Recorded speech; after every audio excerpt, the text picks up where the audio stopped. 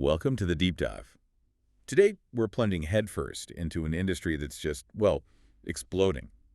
The global fitness software market. It really is booming. Yeah, so if you've ever wondered how your workout app keeps getting smarter, or, how wearables are changing the game for health, Then you're definitely in the right place. our mission here is simple. Cut through the noise, pull out the key insights from the latest info, and give you a shortcut to understanding this whole space. Which is evolving incredibly fast. Incredibly fast. And the numbers show it, right?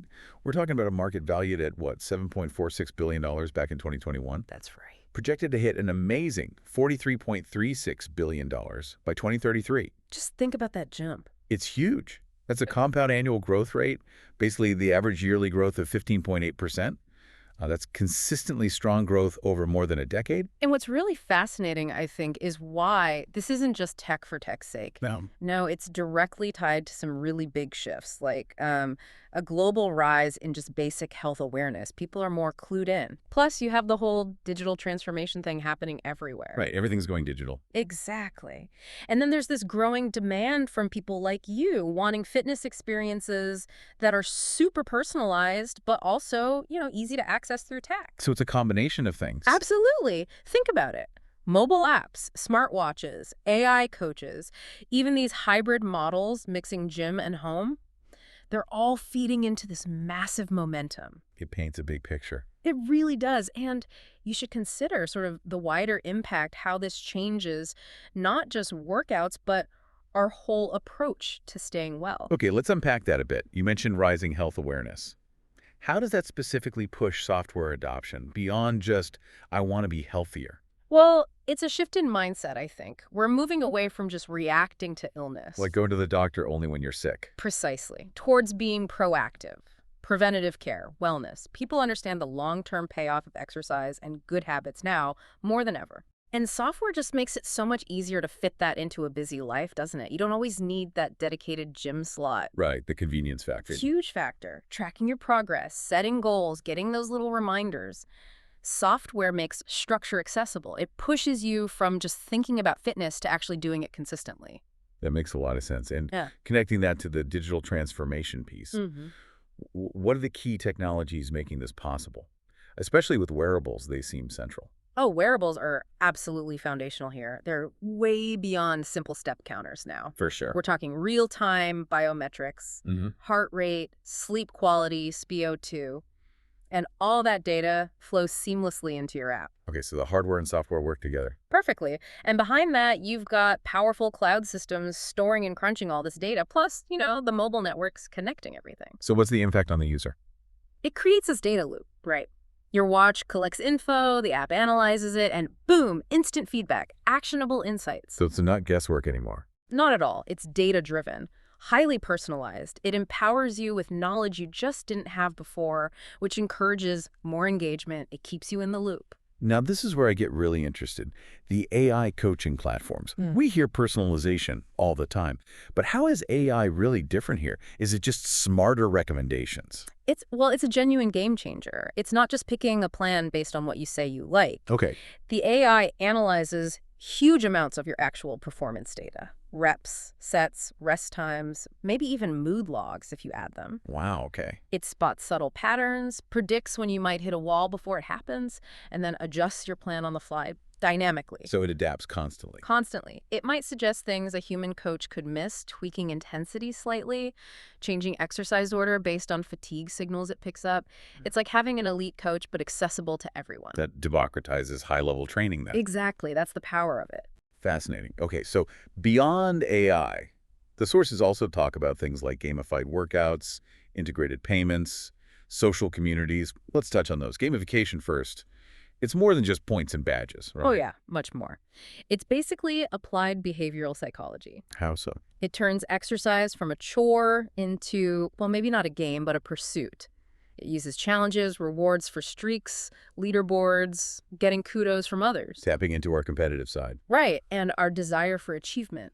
When you unlock something or hit a milestone, you get that little dopamine hit, that sense of accomplishment. It helps build habits, makes it stickier, more fun. Keeps you coming back. Exactly, positive reinforcement. Now, what about integrated payments and these social fitness communities? How do they fit into this ecosystem? Integrated payments are all about reducing friction, making it super easy to subscribe or buy a special program or join a virtual class without hassle. Smooths out the process. Totally. Boosts conversion, keeps people subscribed, and the social side. That builds community and accountability. Like a virtual workout buddy. Kind of. Sharing progress, joining challenges together, live online classes where you see others.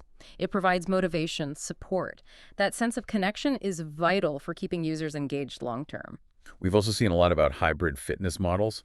How are they shaking things up for gyms and home workouts? Hybrid is all about flexibility, giving you the choice. Best of both worlds. That's the idea. Many gyms now offer digital memberships alongside physical access. You get their app, virtual classes, content you can do at home or in the gym. Okay. And vice versa. Some digital platforms are doing physical pop-ups or partnerships. It just expands their reach massively. Caters to gym lovers, homebodies, and the growing group who want both. Keeps you engaged wherever you are. So zooming out to the global picture, North America is dominant, we see that. But Africa has this stellar 19.8% projected CAGR. India is growing incredibly fast at 17.4% CAGR. What explains these regional variations? It's a really interesting regional story, actually. North America, yeah, early adopter, more disposable income, strong tech infrastructure, so it's led makes sense. Yeah. But the really explosive growth in places like Africa and India, that's different dynamics. You've got huge young populations who are rapidly getting online, often skipping desktops straight to mobile. Mobile first. Definitely. Yeah. Plus, rising health awareness there, too, and increasing smartphone access. Fitness software gives them an affordable, accessible way into wellness that might not have been there before, without lots of physical gyms. So technology is bridging that gap. It really is. It's democratizing access. Now, this amazing growth, it can't all be smooth sailing. Are there challenges the industry faces? Hurdles? Oh, absolutely. Significant ones. Data privacy is huge. People are sharing incredibly sensitive health data. Yeah, that's a big responsibility. Massive. Ensuring security, ethical use, that's paramount. Then there's market saturation. It's getting crowded, standing out, keeping users. That's tough. User retention is always tricky. Always. Keeping people engaged after the novelty wears off. And ensuring that AI recommendations are actually safe and effective. That needs careful oversight. You don't want bad advice being scaled up. Good point. Okay, that brings us towards the end of this deep dive into the global fitness software market. It's been quite the journey. It has. We've seen how this market surged from, $7.46 billion in 2021. To that projected $43 billion plus by 2033. Driven by these big forces, proactive health, digital transformation, that hunger for personalized tech experiences. Yep. We looked at key tech like AI coaching, the psychology behind gamification. Integrated payments, social communities, all playing a part. Right. And those striking regional growth figures. Yeah. North America leading, but Africa and India showing incredible momentum. And I think if you tie it all together, the main takeaway is pretty clear. What's that? It's this convergence, right? Technology, lifestyle shifts, wellness becoming a priority. It's creating this powerful, lasting momentum everywhere. Fitness software isn't niche anymore. It's becoming, fundamental to how consumers manage their health day to day. A really integral part of the health journey. So as we wrap up, maybe a final thought for you, our listener, to mull over. Go for it. Considering this digital revolution in fitness, where our wellness is getting so tangled up with technology, what new possibilities or maybe what new challenges could pop up for human connection and community within this whole world of health and fitness? Something to think about. Welcome to the Deep Dive, where we try to cut through the noise and give you what really matters from a stack of sources. Today, we're diving into, arguably one of the hottest areas in health tech right now, the fitness software market. It's absolutely booming. Think of this as your shortcut to understanding an industry that's not just growing fast, it's really changing how we think about wellness. Okay, let's unpack this. And booming is definitely the right word. I mean, the numbers we're seeing from our sources, they're pretty remarkable. Cognitive Market Research, for example, tracks the global market growing from, about $7.5 billion back in 2021? Okay. To over $13 billion expected by 2025. But the really eye-opening figure is the projection for 2033. Right, what's that looking like? It's expected to soar past $43 billion. That implies a compound annual growth rate, the CAGR, of nearly 16%. 16% year over year, averaged out. Wow. Exactly. That kind of exponential growth isn't just numbers on a page. It really signals a fundamental shift in how consumers behave and where the investment is flowing. So yeah, a market nearly 6 times bigger in just over a decade. That's something else. So our mission for this deep dive is pretty clear. Figure out what's actually fueling this crazy acceleration. Look at the, inevitable bumps in the road, the challenges. And maybe most importantly, where is it all heading?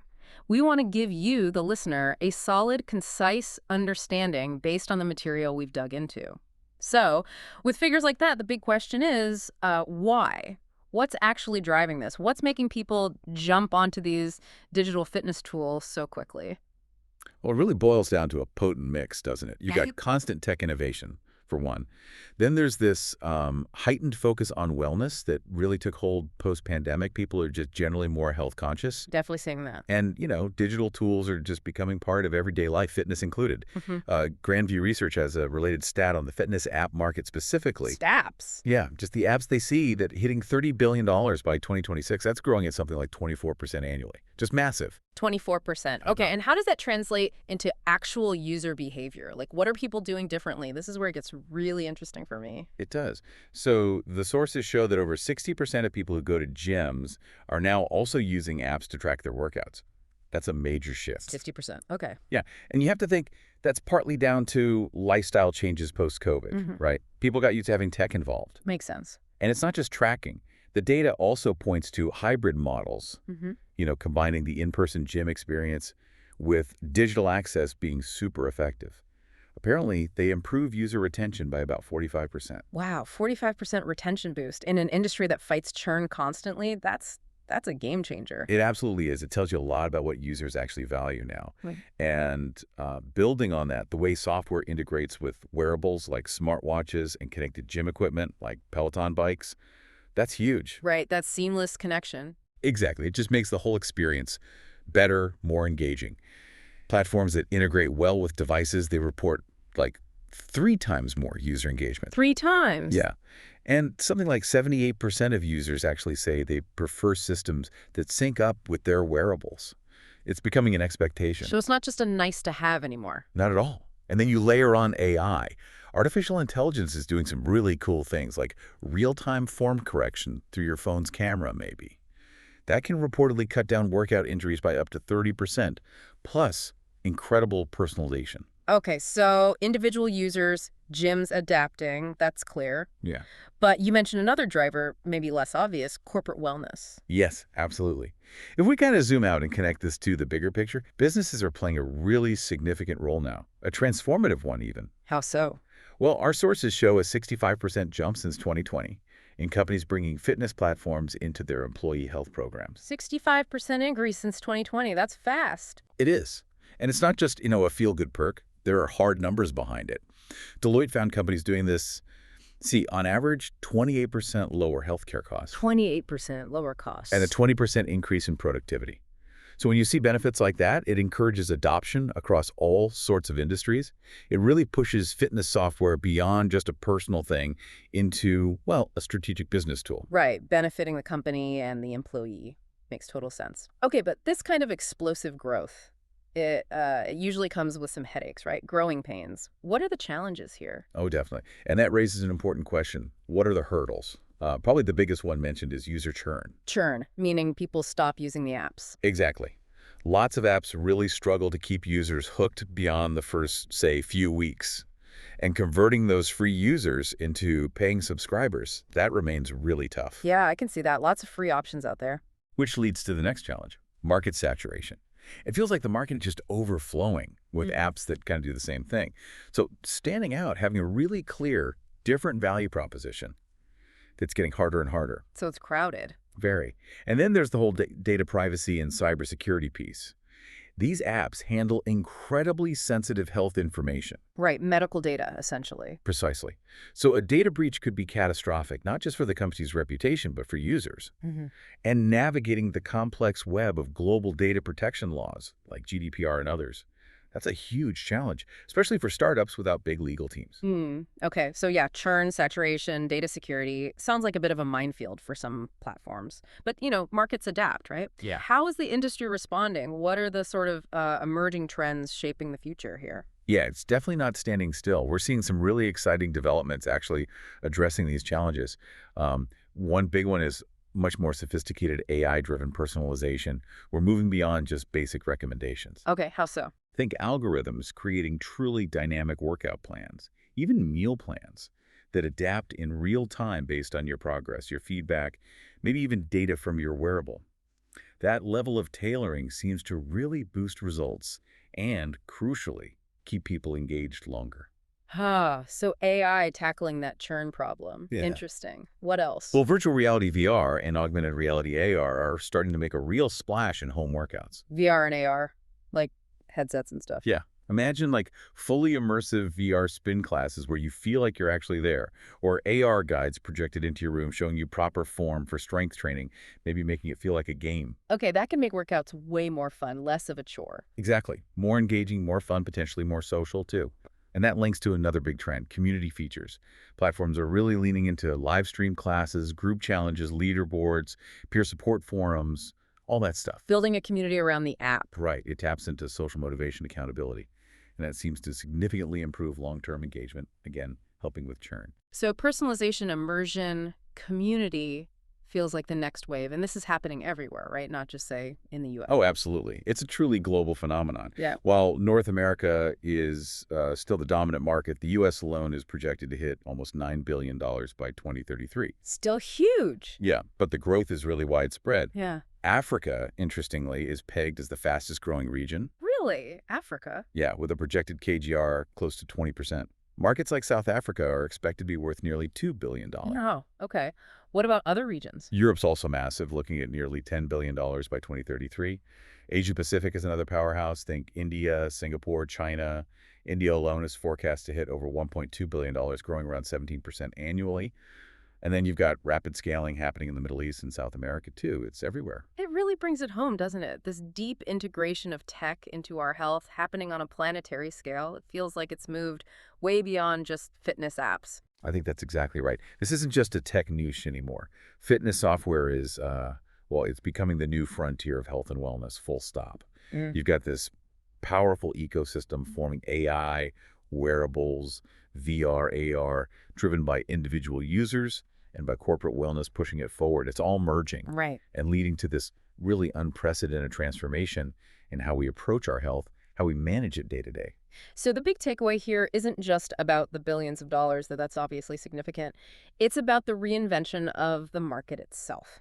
Fitness software isn't just putting workouts online, it's fundamentally changing health from something purely personal to something integrated, data-driven, connected, even a corporate priority now. Really makes you think, whether you're, a tech developer, someone running a gym, working in health insurance, or frankly, just anyone interested in their own well-being, this is definitely a space to keep a close eye on. Lots to consider there.